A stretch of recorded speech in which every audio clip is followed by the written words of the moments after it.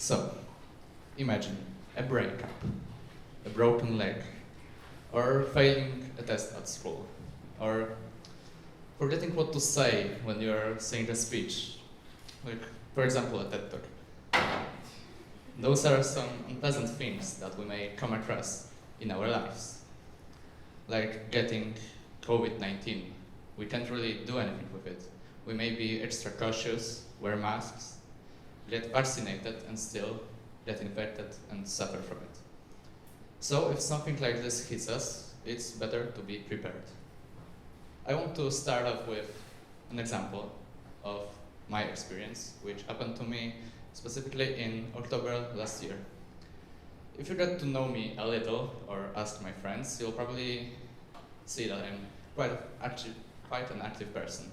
I need to do something with myself, like running or some kind of sport, to just have the energy in everyday's life. You can imagine how I felt when I broken my leg, exactly 2 days before school sailing trip. I was so hyped for it, but, well, couldn't go.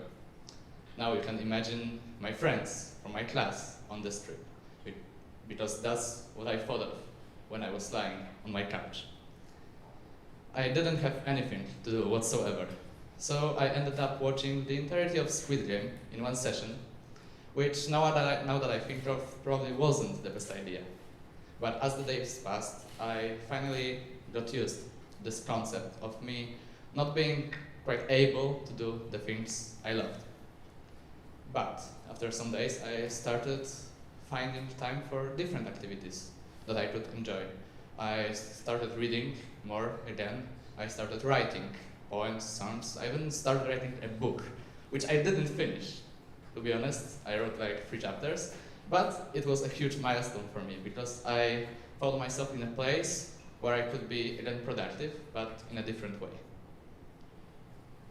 I also watched really lots of TED Talks. Now, if we think about TED Talks, there are more than you can even imagine. I think about the new idea that if you have a problem, you shouldn't Google that problem, but TED Talk it, because the answer would be much better than from Google. So I watched a lot of TED Talks to find an inspiration, and I found out this idea of starting a new journey, the journey of self-improvement. Sorry. And this journey started for me in finding a space to not overreact on what I felt. So the first thing that we should do when we find ourselves in such situation, a hardship, is to give ourselves space, some time. For example, crying is pretty healthy actually. It helps in relieving stress and emotional pain. And we shouldn't be scared of it. We should think of it as a coping mechanism. The second thing that we should do is to focus on the bigger picture when such hardship occurs. Imagine failing a test that you've studied for so hard and not passing through. But eventually you'll write a makeup test probably and get it off your head for the rest of your life. So the amount of stress you came through might be irrelevant to the actual significance of such event. And the third thing that I want to share with you is the gratitude and the meaning of gratitude in our lives and in mental health.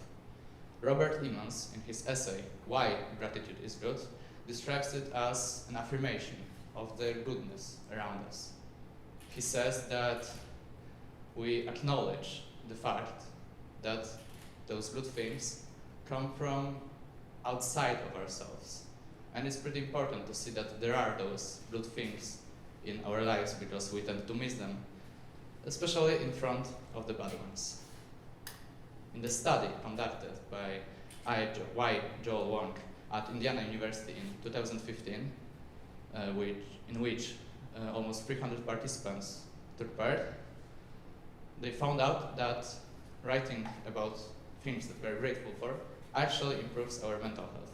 Those participants were divided and assigned randomly to 3 groups. The first group was a control group, which involved just psychotherapy. The second group involved writing about feelings and their deepest thoughts. And the third group, the gratitude group, involved writing a thank you letter to someone close to acknowledge those good things that happened in our lives.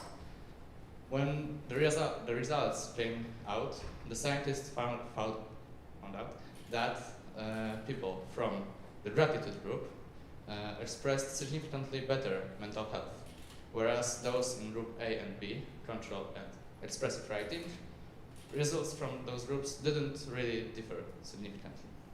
Now, what can we take from this study? How can we implement what we now know? Well, the easiest answer is that we should write about things that we are grateful for. But it's, of course, easier said than done. So I propose you with an exercise, which you can do in the morning or in the evening, or both, to just write down 3 things that you are grateful for. In some time, you'll probably notice more good things around you, and that helps with our mental health. Now, for the great finish, I want to present you with a quote. "Ship sinks not because of the water around, but because of the water that gets inside." And I like to think about it. I like to think that we have a choice what to do with this water. We can ignore it and let our ship sink, which probably isn't the best idea. We can just throw it out and pretend like nothing ever happened. Or we can try to take something good from it, learn something. And the same goes with hardships that occur to us. We can ignore them and accept the negative impact that they have on us. We can just resolve them, but forget about them. They never happened. Or we can try to treat them as opportunities. We can try to find something positive in them. Resolve them, but by defining what they take from us, but also what they could possibly give us. And last thing that we should remember is to be grateful for what we already have and train that gratitude. And maybe you don't have to break a leg to change something in your life. I had to, but that became one of the reasons why I spoke today to you. And I am grateful that you've listened. Thank you.